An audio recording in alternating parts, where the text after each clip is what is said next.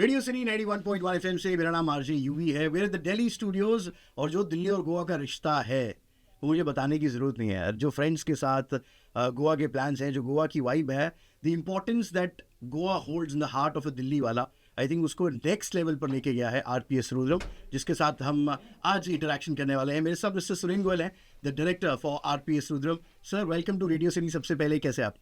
Thank you जी, बहुत अच्छा लग रहा है आपसे बात करके। गोवा की यादें सर, की बात मुझे लगता है कि हर एक इंसान की, हर एक शख्स की गोवा की अपनी अपनी याद है। चाहे वो बीच है, दोस्तों के साथ ट्रिप है, घर पे परमिशंस है। Goa is a very special, very important part. जी अब हम बात करते हैं न्यू गोवा की। जी। अगर मैं न्यू गोवा की बात करूं, व्हाट इज़ न्यू गोवा सबसे पहले तो, और थोड़ा सा इस विजन के बारे में बताएंगे, क्योंकि बहुत लोगों के लिए ये वर्ड, ये पैटर्न, ये चीज़ ही बहुत नहीं है न्यू गोवा। हम लोगों ने सुना होगा, जब भी पहले हिस्ट्री के अंदर देखा होगा, गोवा गए होंगे तो नॉर्थ गोवा की बातें होती हैं, साउथ गोवा की बातें होती हैं।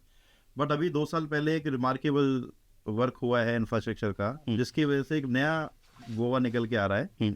जो कैंपेन है, जो जीएमआर ने एक एयरपोर्ट बनाया है, इसके अंदर ये लोग अपनी टाउनशिप लेके आ रहे हैं। जैसे दिल्ली के अंदर एरो सिटी है, इसी तरह से एक एरो सिटी प्लान कर रहे हैं, जिसके अंदर 20 होटल उन्होंने प्लान कर रहे हैं। होटल है, थीम पार्क है, वाटर पार्क है और बहुत सारी एक्टिविटी उन्होंने प्लान करी हैं। तो उस एयरपोर्ट के 1 घंटे के रेडियस के अंदर बहुत सारे प्रोजेक्ट्स, चाहे वो हॉस्पिटलिटी को लेके हैं, रियल एस्टेट को लेके हैं, टूरिज्म को बढ़ाने के एंगल से हैं, इंफ्रास्ट्रक्चर को बढ़ाने के लिए है, चाहे एजुकेशन है, हॉस्पिटलिटी है, एक डिफरेंट एंगल से न्यू गोवा का एक जन्म हो रहा है, जो अगले 10-15 सालों में बहुत मेजर आपको शिफ्टिंग नजर आएगी, जिसके अंदर लैंड के अंदर कैसीनोज भी अलाउ हो रहे हैं। डेंटी ने काफ़ी बड़ा कैसीनो और रिजॉर्ट बना रहा है वहाँ पे। तो क्या अलग है सर इंफ्रास्ट्रक्चर की? आपने बात की अपकमिंग अगले 10-15 साल में, what is the main highlight अगर मैं न्यू गोवा की बात करूँ इंफ्रास्ट्रक्चर के लिहाज से? सबसे पहले तो गोवा का यदि आप देखो तो सारी रोड 6 मीटर बनी हुई हैं। आपको डब्ल्यू होटल, बड़ा होटल जितने मिलेंगे सारे छोटे छोटी रोडों में मिलेंगे। तो जो न्यू गोवा बन रहा है ये इस सब्जेक्ट से बाहर निकल के आएगा। इस एरिया के अंदर गोवा का रीजन भी आता है और महाराष्ट्र सिंधुदुर्ग डिस्ट्रिक्ट का रीजन भी आता है, जिसके अंदर सरकार, महाराष्ट्र गवर्नमेंट ने अपने आप में इस डिस्ट्रिक्ट को टूरिज्म डिस्ट्रिक्ट डिक्लेयर कर रखा है। रोड्स बड़ी हैं, इंफ्रास्ट्रक्चर बेटर है, प्लानिंग बेटर है और बड़े प्रोजेक्ट्स, जैसे गोवा के अंदर जो होटल्स मिलेंगे वो छोटे मिलेंगे। स्पेशली नॉर्थ गोवा की बात करें, जहाँ पे हमारा मैक्सिमम टूरिज्म जाता है, वहाँ कोई भी आपको बहुत बड़े बड़े होटल, बड़े बड़े थीम पार्क या कुछ भी आपको नजर नहीं आएगा, जो इस न्यू गोवा में आपको नजर आएगा, जो कि मिसिंग कंपोनेंट है। और आज की डेट में कई सिटीज़ में हमें अवार्ड मिला है गोवा को लेके, जिसमें हमारे को डिक्लेयर किया गया है कि this is going to be destination of India.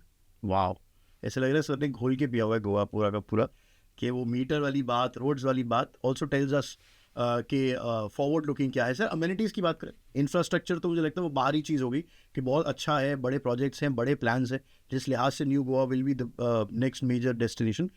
Amenities की बात करूँ, क्या उसमें भी कुछ इम्पटस है, उसमें भी एक्सेलरेटर दबाया है गवर्नमेंट ने, या जो प्रोजेक्ट्स आ रहे हैं? देखिए, एम्यूनिटी कई तरीके से हो सकती हैं। हमारा जो गोवा है बेसिकली टूरिज्म डिस्ट्रिक्ट है, टूरिज्म के लिए जाना जाता है। तो टूरिज्म पॉइंट ऑफ व्यू से एक infrastructure one of the major factor है, चाहे वो एयरपोर्ट से रिलेटेड हो, रेल से रिलेटेड हो, रोड से रिलेटेड हो। इनफैक्ट 2 रोड नई बन रही है, एक ग्रीनफील्ड एक्सप्रेसवे बन रहा है, जो बॉम्बे गोवा को सिर्फ 3.5 घंटे में कनेक्ट कर देगा, जो आज की रेट में 9 से 10 घंटे का टाइम लगता है। इसके अलावा एक कोस्टल रोड बनती हुई आ रही है, जो कि गुजरात, पूरे सेंटर की स्कीम है, जो कि गुजरात से लेके एंड तक पूरे साउथ तक जाएगी और सारा कोस्टल कनेक्ट कर रही है। तो रोड हो गया, एयरपोर्ट हो गया, इनफैक्ट एक रेलवे स्टेशन है जो प्रोजेक्ट्स इस एरिया के अंदर आते हैं, तो रेलवे स्टेशन को दोबारा पुनरुद्धार किया गया है, उसका बहुत डेवलपमेंट होता नजर आ रहा है। इसके अलावा बिजली, पानी, सीवर, ये बेसिकली जहाँ पे टूरिज्म मिलेगा आपको या जहाँ पॉपुलेशन मिलेगी वहाँ ये सब मिलना ही है। बल्कि हम लोग अगले 10 सालों के लिए विजन ये भी लेके चलते हैं, जैसे कोरोना के अंदर हुआ था, बहुत सारे लोग सेकंड ऑफिसेज, अपने कोवर्किंग ऑफिसेज बहुत सारे शिफ्ट कर लिया था गोवा के अंदर। ऐसे ही हमें लगता है कि गोवा के अंदर अगले 10 सालों में बहुत सारी आईटी कंपनीज, बहुत सारे प्रोजेक्ट ऐसे जो अभी तक सोचने में रहे हैं लेकिन नहीं थे, वो आएंगे। एग्जाम्पल के लिए हम देहरादून के अंदर देखते हैं कि सीनियर लिविंग आ रही है। हमारे गोवा में सीनियर लिविंग में सबका क्रेज है, बाहर बच्चे पढ़ते हैं।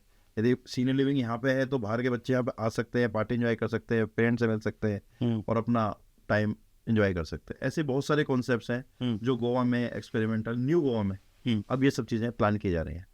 बड़ा अलग पर्सपेक्टिव है सर ये देखने का, खासकर सीनियर लिविंग और बच्चों का वहाँ आना, क्योंकि ऑलरेडी एक फेवरेट डेस्टिनेशन है। मैं इम्पैक्ट की बात करूँ, टूरिज्म, क्या ये new Goa, the concept, the infrastructure, the amenities, क्या इसको एज टूरिज्म गोवा एक्सेप्ट करता दिख रहा है आपको? देखिए, गोवा में अभी तक ये ट्रेंड रहा है कि बहुत बड़े बड़े प्रोजेक्ट बहुत ज़्यादा एक्सेप्टेबल लोकल्स या मार्केट में एक्सेप्टेबल नहीं हो पाए हैं, क्योंकि कई बार प्लान किया गया, एक बहुत बड़े कन्वेंशन सेंटर की प्लानिंग की गई है। देश के अंदर सबसे बड़ा हमारा जो फिल्म का फेस्टिवल होता है वो अक्टूबर में गोवा के अंदर प्लान किया होता है, और बहुत सारे इवेंट है जो कि हम लोग एज ए डेस्टिनेशन प्लान कर सकते हैं। अब बहुत सारी चीज़ें इंडिया से बाहर जानी पड़ती हैं इन चीज़ों के लिए, तो चाहे वो वेडिंग डेस्टिनेशन कॉन्सेप्ट हो, और जो मोदी जी का विजन है उसमें गोवा और हमारे देश के लोगों के लिए भी Goa is the number 1 priority, जो समय के साथ अब ये चीज़ें चेंज होनी चाहिए और होती नज़र आ रही हैं। लग्जरी रियल एस्टेट सर, मैं लग्जरी ऐड इसीलिए कर रहा हूँ, रियल एस्टेट की आई एम श्योर दिल्ली वाले की वैसे पुराना रिश्ता रहा है कि रियल एस्टेट की बातें करते हैं, ओन करते हैं, बट जब हम लग्जरी रियल एस्टेट की बात करते हैं, इस लिहाज से गोवा में आपने क्या जंप देखा है, क्या स्कोप देखा है? देखिए, लग्जरी लोकेशन की भी होती है, लग्जरी इन्वायरमेंट की भी होती है, तो गोवा दोनों चीज़ों को पूरा करता है वो। तो गोवा में यदि आप लग्जरी बना रहे हो, मैं इतना क्लेम कर सकता हूँ आज की डेट में बहुत लोगों की, बहुत क्या 100% लोगों की विश लिस्ट में गोवा आता है जो अपना घर वहाँ बनाना चाहते हैं सेकंड होम, चाहे वो कोई पॉलिटिशियन है, चाहे कोई ब्यूरोक्रेट है, चाहे कोई अपना फिल्म इंडस्ट्री से बिलोंग करता है, चाहे कोई बिजनेसमैन है, और बहुत लोगों के पास है अभी, चाहे वो किसी के पास 500 गज का हो विला हो या अपार्टमेंट हो या फार्म हाउस हो, इनफैक्ट स्टेट हाउसेज का भी जो 10-10, 20-20 एकड़ के अपने स्टेट फॉर्म्स होते हैं, उसका भी एक कॉन्सेप्ट यहाँ पे डेवलप होना। लोगों ने जमीन तो ले रखी है बट ऑर्गेनाइज वे में डेवलपमेंट नहीं है। बट महाराष्ट्र का स्पेशली जो एरिया निकल के आ रहा है, यहाँ पॉलिसी बहुत क्लियर है, जो प्रैक्टिकली चैलेंज रहा है गोवा के अंदर लैंड के टाइटल और ऑनरशिप को लेके, क्योंकि यहाँ पे कभी लैंड सीलिंग एक्ट एप्लीकेबल नहीं हो पाया। लैंड सीलिंग एक्ट ना होने की वजह से लैंड तो बहुत सारी अवेलेबल है, लेकिन उनका कन्वर्जन नहीं हो पा रहा है। महाराष्ट्र में वो इशू नहीं है, महाराष्ट्र में जोन कंप्लीटली डिफाइंड है, पॉलिसी डिफाइंड है। तो पिछले 2 सालों में जब से एयरपोर्ट बना है तो बहुत मेजर शिफ्टिंग उधर की तरफ नजर आती है। तो अब मैं आरपीएस की बात करता हूँ, आरपीएस रुद्रम, हम रेडियो सिटी में बहुत टाइम से इसकी बात कर रहे हैं। क्या जर्नी रही है, अगर आप शुरुआत हमें से करें, आरपीएस रुद्रम की क्या जर्नी रही है? देखिए, आरपीएस ग्रुप हमारा लगभग 20 साल पुराना हिस्ट्रिकल ग्रुप है। ब्लैक रोज काली मेहंदी हमारी ओरिजिनल एफएमसीजी की ब्रांड रही है। हम लोगों ने बहुत सारे प्रोजेक्ट डिलीवर कर रखे हैं। हरियाणा का one of the biggest license 49 एकड़ का हम लोगों ने डिलीवर कर रखा है।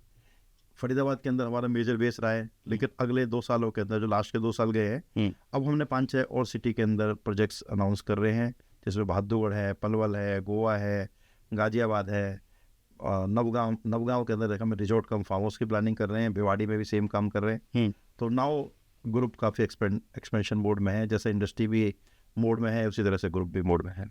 तो new Goa luxury real estate, इसमें क्या कंट्रीब्यूशन आरपीएस रुद्रम की?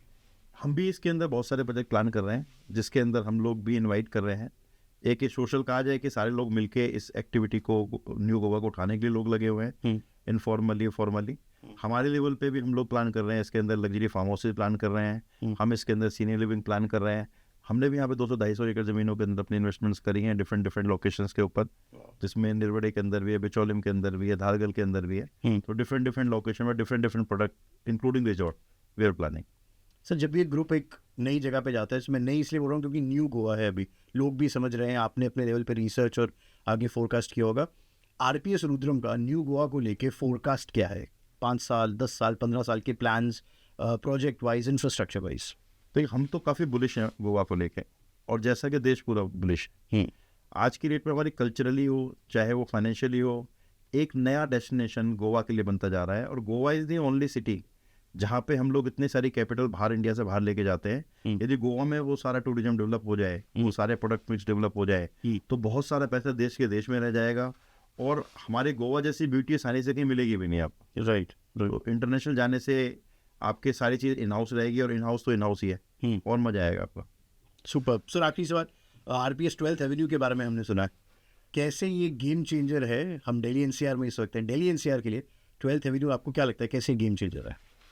आरपीएस 12th एवेन्यू बेसिकली हमारा लगभग 25 लाख फुट का एक मिक्स लैंड यूज डेवलपमेंट है। फेजेस के अंदर हमारी डेवलपमेंट चल रही है। इसके अंदर ऑफिस 3 टावरों का ओसी हमारा आ चुका है, रिटेल की और हाउसिंग की हमारी प्लानिंग है।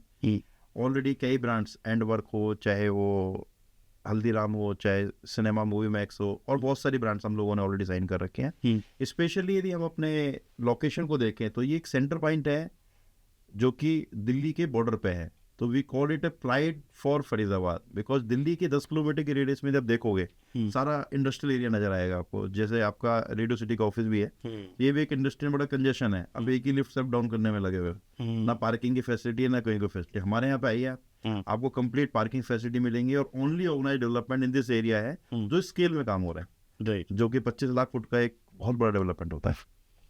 मैं sir I like the fact कि कितनी क्लैरिटी आपको सिर्फ अपने प्रोजेक्ट्स को लेके नहीं, बट जहाँ जहाँ पर आप आ रहे हो उसको अच्छी तरह से मैप किया है, knowing the region and the environment also.